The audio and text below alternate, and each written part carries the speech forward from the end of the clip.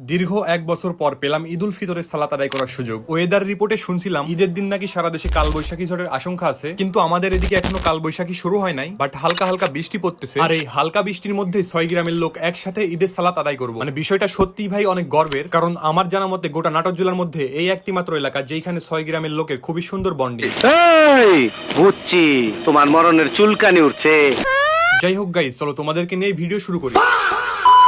প্রতি বছরই আমাদের ঈদের নামাজ হয় মূলত 6 গ্রাম ঈদগাহ মাঠে, বাট এইবার সকালে ঘুম থেকে উঠে দেখি বৃষ্টি হচ্ছে। পরে আবার শুনলাম ঈদগাহ মাঠে নাকি হবে না, নিজের মসজিদে হবে। তারপর আবার শুনি যে ঈদগাহ মাঠেই হবে, তাই চলে আসলাম ঈদগাহ মাঠে। আর এইটা হচ্ছে তেঘরিয়া কদমতলী বাজার, মানে আমাদের 6 গ্রামের বাজার। আমাদের মেইন যে ঈদগাহ মাঠটা আছে ওইটার কাজ চলতেছে বর্তমানে, তাই কয়েক বছর হইলো ঈদের নামাজ আমরা তেঘরিয়া সরকারি প্রাথমিক বিদ্যালয়ের মাঠেই পড়তেছি। এইবারও তার ব্যতিক্রম নয়। শুরুতে শুনছিলাম সকাল 8টায় ঈদের নামাজ অনুষ্ঠিত হবে, বাট মাঠে এসে দেখি বৃষ্টির কারণে 15 মিনিট পিছাই দেওয়া হয়েছে। যাই হোক, ভালোই হয়েছে। এই মাঠে আমাদের 6 গ্রামের লোক একত্রিত হবে। প্রচুর বড় মাঠ, মাঠের মধ্যে ক্যামেরা বন বন করে ঘুরাইতে ঘুরাইতে দেখা হয়ে যায় আমাদের হুজুরের সাথে। আসসালামু আলাইকুম ওয়া রাহমাতুল্লাহি ওয়া বারাকাতুহু। ভালো আছেন হুজুর? ভালো আছে আলহামদুলিল্লাহ। সবাইকে ঈদের শুভেচ্ছা জানাচ্ছি।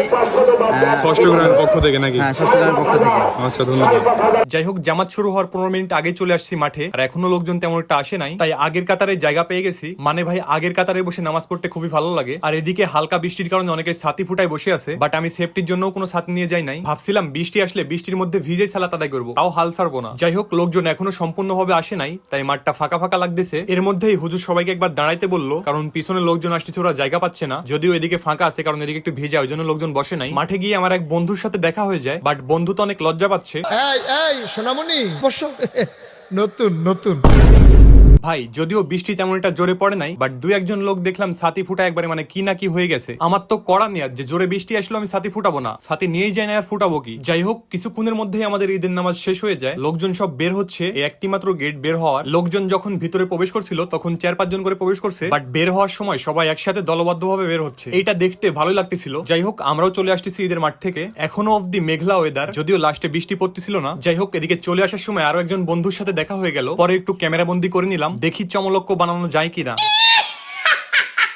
যাই হোক, যেহেতু বৃষ্টির দিন, তাই বেশিক্ষণ আর ঈদ মাঠে থাকলাম না। দেখা হচ্ছে তোমাদের সাথে পরবর্তী কোনো সুন্দর ভিডিওতে। সে অবধি ভালো থাকবে সবাই। টাটা, বাই বাই, আসসালামু আলাইকুম।